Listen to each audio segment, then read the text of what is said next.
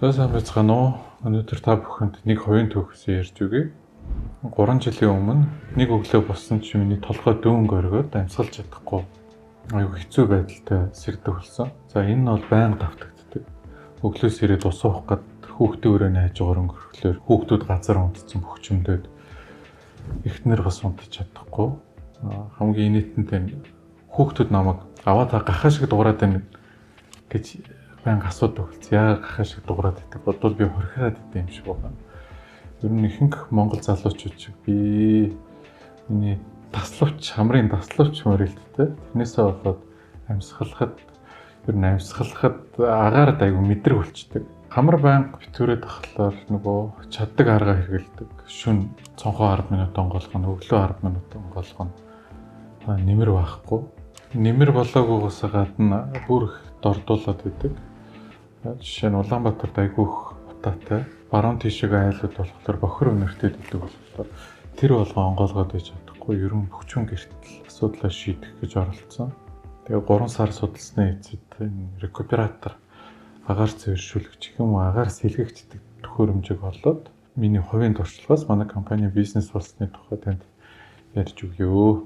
Хэрвээ та энэ сувгийг анх удаа үзэж байгаа бол намайг Болор Бат гэдэг. Би 2016 оноос хойш бизнес хийгээд одоо 4 компани удирдаад явж байна.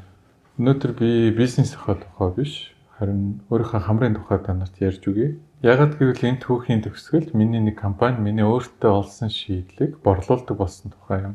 Нөгөө компани нь барьж байгаа бүх барилгуудад энэ агааржуулалтын системийг суурилуулдаг болсон. Үнэндээ бол энэ миний шинэ чиглэл эхлүүлэх миний арга юм. Эхлээд би өөрөө хэрэглэгч нь болоод өөрийнхөө асуудлыг шийдчихэд тэр шийдэл нь үнэхээр ажиллаж байвал манай компани бизнесийн нэг мөчр болдог. Надад 2 танил би Бат Дорж гэд нэрлэлчээ. Өнгөрсөн жил хоёулаа хувийн байшин барьсан. Бас хоёулаа нэг зүйлийг хэлдэг уулзах болгоно. Гэртээ амьсгалж чадахгүй байна. Агааржуулалтаа яаж шийдэх үү? Ер нь юунд байгаа юм бэ? Манай агаар муу байна уу гэсэн юм ярьдаг. Бат хуучин аргаар үздэг. Өглөө 10 минут цонхоо онгойлгоно. Орой дахин 10 минут цонхоо онгойлгоно. Агаар орж байгаа боловч яг энд бат болохоор нэг процессыг олж харддаг. Шүнжэнгөө халаасан дулаан агаараа гаргаад цонхоо онгойлгоод дахиад шинэ агаар оруулахлаар тэр гэрийнхээ агаараа 2 удаа халаагаад байгаа. Нэг өвөл хэдэн зуун мянган төгрөг шууд утгаараа мөнгө цонхоороо хийсгэж байгаа л гэсэн үг. Харин Дорж өөрөөр шийдсэн. Тэр рекуператор суурилуулсан. Доржих өглөө бүр цэвэр агаартай. Өдөрч шүнж цонхон өргөлж хаалттай. Гадаа хасаг 35% байсан ч дотор нь 22 хэмээн дулаантай. Чигшлэн хэвэн, цонхон хатдаггүй, хамар битүүрдэггүй.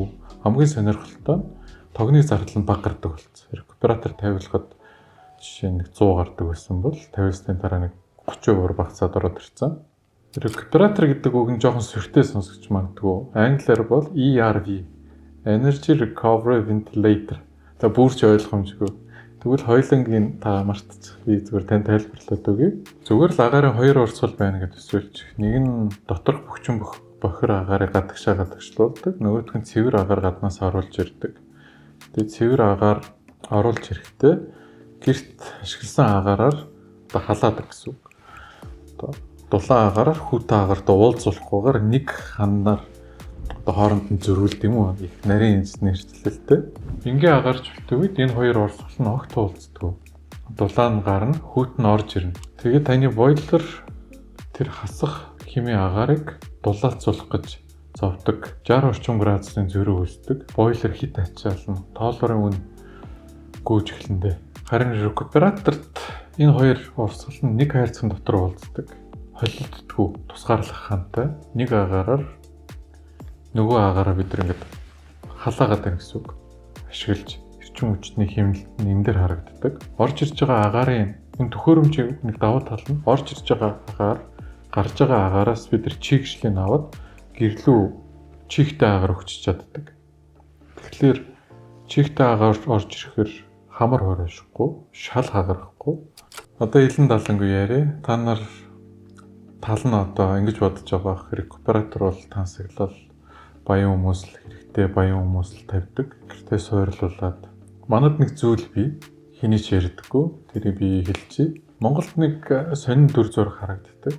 200 сая төгрөгийн үнэтэй машин унах мөнгө байгаад байдаг. Шинэ iPhone авах мөнгө байгаад байдаг. 300 хүний нөхсөр хурим хийх мөнгө нь байгаад байдаг. Харин гэртээ эрүүл амьсгалын агааржуулагч тавь зөв юм хийх гэхээр мөнгө ягаад ч юм бол олддгоо.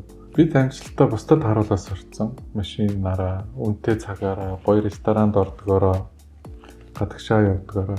Гэхдээ тэр амжилт дотор амьдрал сураагүй. Учир нь амжилт гэдэг тэдний хувьд бусдын нүдэнд ил харагдах зүйл. Харин рекуператор гэдэг нь таны амжилтыг танд өөрт мэдрүүлдэг зүйл. Өглөөс ирэхэд толгоос иргэг, цонх цантахгүй, хүүхдүүд нь ханиахгүй.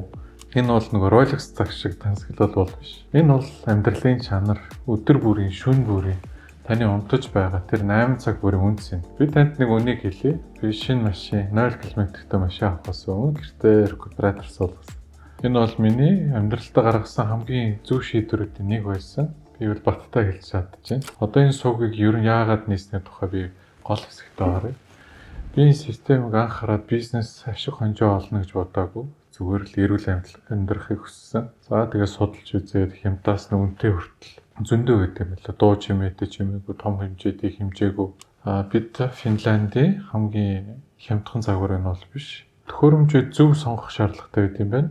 Мэдээж агааржуулагч суулгаад суулгаснаас хойш энэ төхөөрөмжөд тасралтгүй 20-30 жил ямар ч чимээ гаргалдаггүй ажиллаж явах хэрэгтэй. Таныг байхгүй, дундаж байх үе тэгээд. Тэгээд л өөртөө суйрлуулад хагас жил ашигласны дараа нэг ийм мэдрэмж төрж илээ. Баг бахад хүнжилтөө ороод юм хүүтрүүдэр ингээ хүнжилтөө ороод ингээ хамраа цохилагч унтахаар кайфтай байдаг. Яг тэр мэдрэмжийг өгдөг. Чимээ байхгүй. Гэрт ерөөсө тоос орж ирдэггүй. Кайф. Тэгээд байраа бол салмааргүй санагдаад. Агаар бол жижиг зүйл биш. Харин амьдралын чанар гэж мэддэг хүмүүст зориулж үйлчлэгээ хүргэж байна. Манай Vercon Construction компани эрчим хүчний хэмнэлттэй орон сууж барьж эхэлж байна. Бид рекуператорыг айл бүрийн сонголт биш, үндсэндээ барилгын стандарт болгож ажиллая. Энэ бүтээгдэхүүндээ ер нь бид итгэж байна. Ийм шийдэл төрчээд сүүлийн 2 жил төсөл боловсруулад явж байна да. Нэг давуу тал нь гоё рекуператор суулгахад зураг төслийг бид нэр Финланд инженерүүдээр хийлгдэг. Тэнд одоо гэр бүлийн хүнээс чинь тамхи ханддгийн, зочтой хаана хүлээж авдгийн, хүүхдүүд чинь хаана унддгийн гэж асуумж аваад тэгээд таны гэрт тааруулаад бид нар зургийг чинь зурчдаг. Нөгөө бат дорж хоёрыг та санаж байна уу? Батын хашаанд шинэ машин бий. Гоё харагдаж байгаа.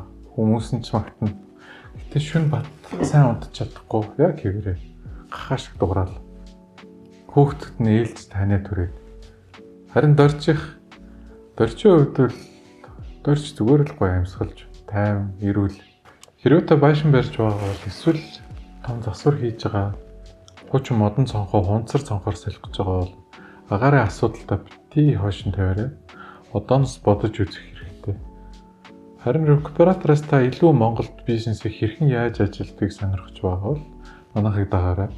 Дараагийн бичлэгтээ манай дотоодын компани болох Vercon Construction яаж барилга барьдаг, яаж эрчим хүчний хэмнэлттэй шийдлүүдийг төсөлтөд хэрэгжүүлдгийг харуулах болно.